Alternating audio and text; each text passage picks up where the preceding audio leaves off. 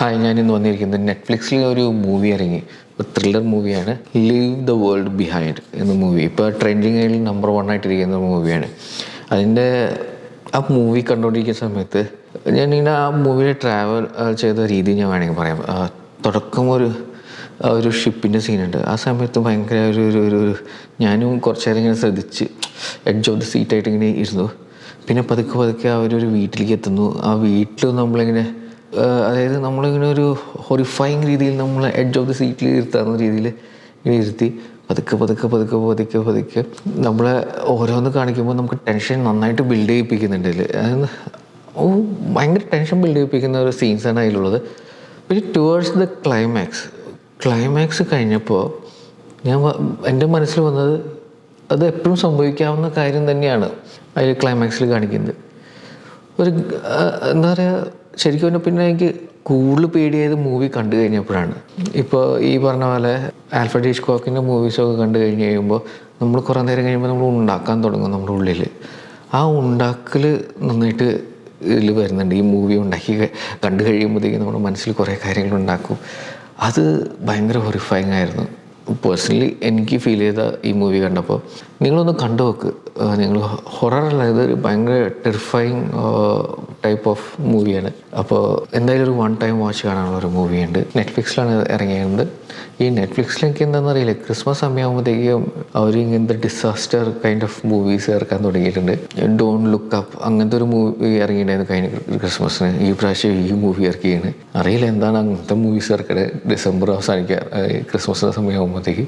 ഈ മൂവിയുടെ പോസിറ്റീവ്സ് എന്ന് പറയുന്നത് ഇതിൻ്റെ ആക്ടേഴ്സ് തന്നെയാണ്. നമ്മുടെ ജൂലിയ റോബർട്ട്സും ഈതൻ ഹോക്കും അദ്ദേഹവും ഇവർ 3 പേര് ചെയ്തിരിക്കുന്ന ആക്ടിങ് ഒരു രക്ഷയില്ല. നല്ല അതിൽ ജൂലിയ റോബർട്ട്സും ഈതൻ ഹോക്കിൻ്റെ ആ കെമിസ്ട്രിയും സൂപ്പറായിരുന്നു. അവർ തമ്മിൽ ആക്ടിങ്ങും കാര്യങ്ങളൊക്കെ ഭാര്യയും ഭർത്താവായിട്ട് അവർ ചെയ്തിരിക്കുന്നത്. പിന്നെ മൂവിയുടെ തുടക്കം തൊട്ട് ഞാൻ ഭയങ്കര ഗ്രിപ്പിംഗ് ആയിരുന്നു. ആ ഷിപ്പിൻ്റെ സീനും വീട്ടിൽ വരുന്ന സീൻസും വീട്ടിൽ വന്നിട്ട് ഉള്ള കുറേ ആനിമൽസിൻ്റെ ഉള്ള സൈഡും പിന്നെ മോളുടെ സൈഡിൽ നിന്നുള്ള ഫ്രണ്ട്സ് കാണാനുള്ള ഒരു എന്താ പറയുക പ്രാന്ത്, ഫ്രണ്ട്സ് സീരീസ് കാണാനുള്ള പ്രാന്ത്, അതൊക്കെ അത്രത്തോളം എനിക്ക് ക്ലിക്കായില്ല. പിന്നെ ക്ലിക്കാവാത്ത കുറച്ച് കാര്യം എന്ന് പറഞ്ഞു കഴിഞ്ഞാൽ അതിൽ ആ പയ്യൻ്റെ പല്ല് കൊഴിഞ്ഞു പോകുന്നതായിട്ട് കാണിക്കുന്നുണ്ട്. അതിൻ്റെ കാരണം റേഡിയേഷനാണെന്ന് പറയുന്നുണ്ട്. ബഗ്ഗാണോ എന്താണെന്ന് മനസ്സിലാവണില്ല.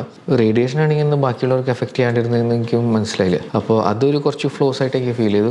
പക്ഷെ ഉടനീളം ഒരു കിടിലൻ BGM ഉണ്ട്. വേണ്ട പൊന്നു, നമ്മൾ പിടിച്ച് നിർത്തും. നമ്മളെ ലൈറ്റ് BGM നമ്മളിങ്ങനെ പിടിച്ച് ഇങ്ങനെ ഇരുത്തുന്ന ഒരു BGM. പിന്നെ ആദ്യമൊക്കെ നമ്മൾ വിചാരിക്കും ഏലിയൻ ഇൻവേഷനൊക്കെയാണെന്ന്, അങ്ങനത്തെ ഒരു ടൈപ്പ് മൂവി, സ്ഥിരം ഫോർമുല മൂവിയാണെന്ന് വിചാരിക്കും. പിന്നീടാണ് ഇതിൻ്റെ കാരണങ്ങൾ പുറത്തേക്ക് വരുമ്പോൾ ഇപ്പം നടക്കാവുന്ന കാര്യമാണ്. ഇപ്പോൾ ഇന്ത്യയിൽ തന്നെ നമ്മൾ കണ്ടുകൊണ്ട് ചില സ്റ്റേറ്റിൽ ഈ സംഭവം നടന്നിട്ടുണ്ട്. ഇങ്ങനെ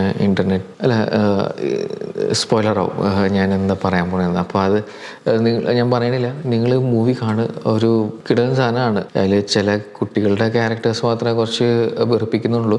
ബാക്കി പാരൻസും സീനിയർ ടീംസിൻ്റെ ആക്ടിങ് സൂപ്പറാണ്, അടിപൊളിയാണ്. നമ്മളങ്ങനെ പിടിച്ചു നിർത്തും. കുറേ കാര്യങ്ങളൊക്കെ നമുക്ക് ഇടയ്ക്ക് നമുക്കൊരു വിഷമം തോന്നും, ഉള്ളിൽ ഡെസ്പ് ആവും. നമ്മൾ ഈ മൂവി കണ്ടു കഴിയുമ്പോഴത്തേക്കും നമ്മൾ കുറേ ചിന്തിച്ചു പോകും.